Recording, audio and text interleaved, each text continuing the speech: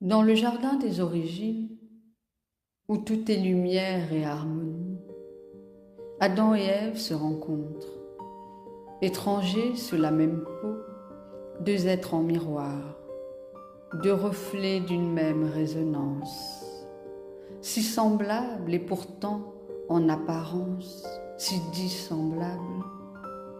Leurs corps aux formes distinctes parlent des langues secrètes, l'un et l'autre s'observent, chacun dans le regard de l'autre.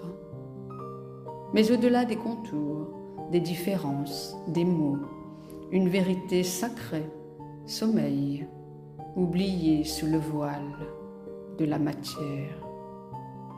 En Adam, l'anima murmure douce et fluide. Elle glisse dans ses rêves,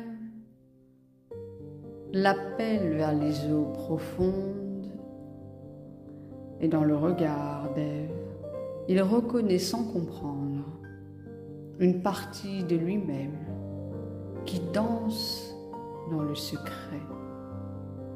En Ève, l'animus s'élève, fort et silencieux. Il se ferait un chemin à travers ses pensées.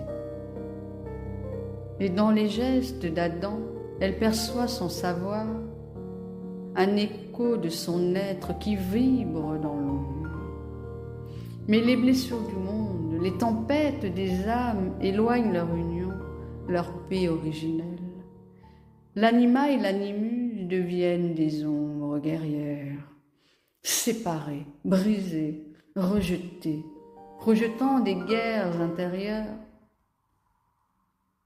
L'anima, quand elle s'assombrit, devient la force négative. Elle séduit, manipule, entraînant l'homme dans des labyrinthes toxiques. Elle fait naître des passions destructrices, des amours enchaînés, où l'âme se perd, où le cœur s'éteint, coupé de l'esprit. L'animus, lorsqu'il s'égare, devient un tyran silencieux. Il guide la femme dans des rapports de pouvoir, des batailles insensées, et la pousse à dominer ou à se soumettre, à briser ou être brisée. Et l'âme errante se perd dans la tempête des désirs non maîtrisés.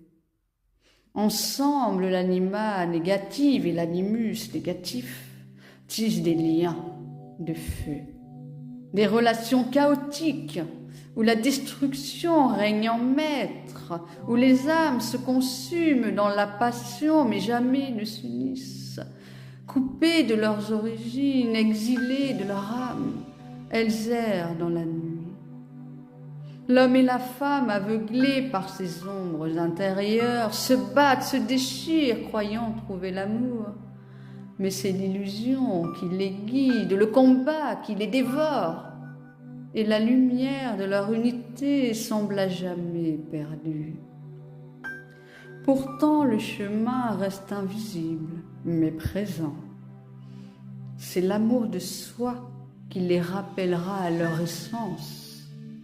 Car c'est dans la réconciliation de ces forces opposées que l'ombre se dissipera, que la paix pourra enfin renaître.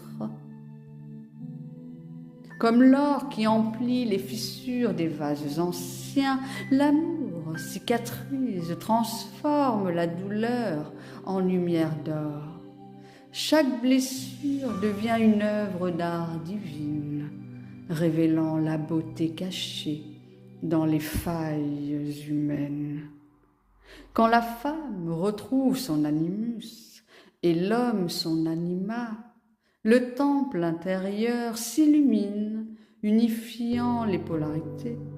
Et dans cette danse sacrée, l'ombre et la lumière s'étreignent pour révéler la compassion profonde de l'homme et de la femme.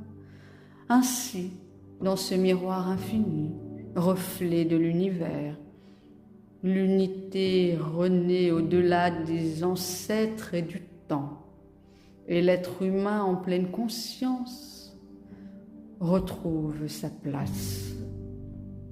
dans le grand tout, avec ses lois, dans le souffle divin qui embrasse l'éternité pour toujours.